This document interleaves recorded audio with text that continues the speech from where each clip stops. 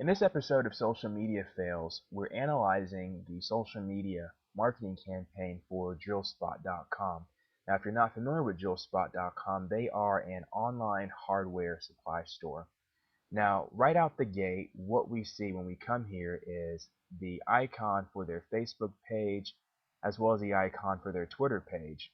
One of the biggest problems I see here with that is that they're obviously trying to draw attention to their Facebook and Twitter page by obviously placing them in very prominent locations. Now, that's obviously a great thing when you're actually utilizing your Facebook and Twitter page to their maximum potential. But before we get into that, what we want to analyze is their actual blog. And when coming to their website, they actually have zero mention that they even have a blog. So we did some in-depth research. I guess I wouldn't say too in-depth. In fact, all we did was simply Google drillspot.com blog, and we obviously came up with this, which is blog.drillspot.com. So really the first issue is if you're going to actually take the time to develop a blog, you're going to want to obviously let people know that you have one and that it exists. So when looking at the actual blog, the first problem we see here is the last date at which they made a post, which was August 23rd, virtually about a month and a half ago. Actually, rather almost 2.5 months ago.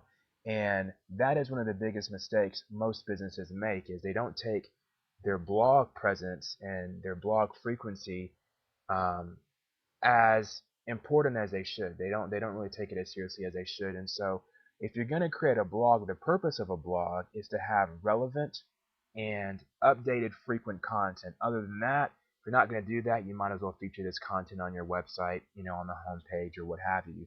The other issue we see here is that, there's not really anything of significance that consumers are going to actually care about here.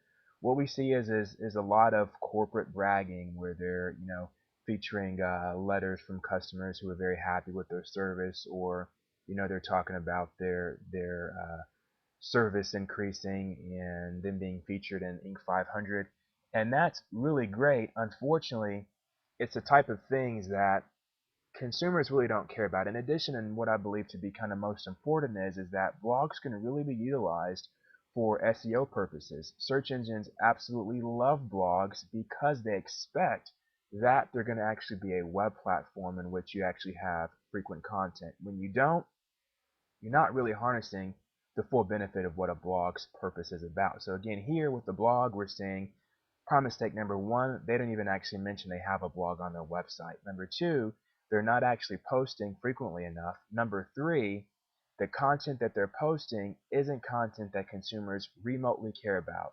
In one circumstance, obviously, you want to post this type of content because it does increase your perception by consumers. However, it doesn't want to be the majority of the content that you're posting.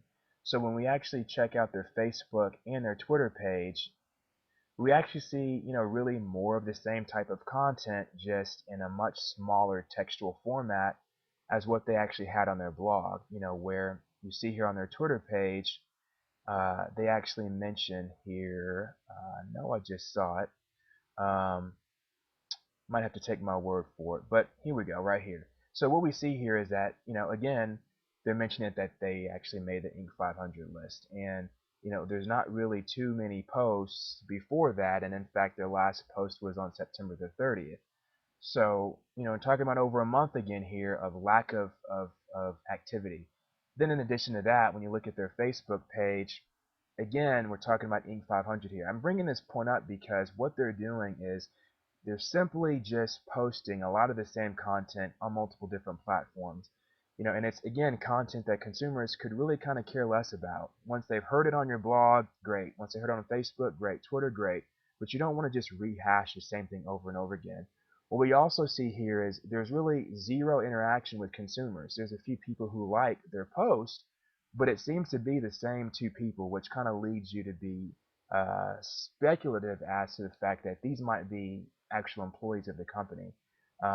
Which again, when you kind of look at the lack of content, it kind of brings you to understand why they only have about 40 people following them on Facebook. So again, right out the gate, the issues here are they're not utilizing their social media accounts as effectively as they can because of lack of content and frequency of content.